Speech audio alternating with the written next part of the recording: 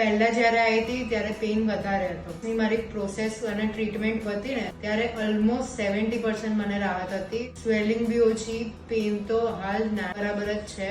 મને પંચકર્મ વિશે કઈ એટલું આઈડિયા નતો. મેં ઓનલાઈન સર્ચ કર્યું તો એમાં ઓકે બતાવ્યું, બટ અહીંયા આવીને જે મેં એક્સપિરિયન્સ લીધો ઇટ્સ લાઈક બોમ્બ. મારું નામ સ્નેહા પટેલ છે. હું અમદાવાદમાં જ રહું છું.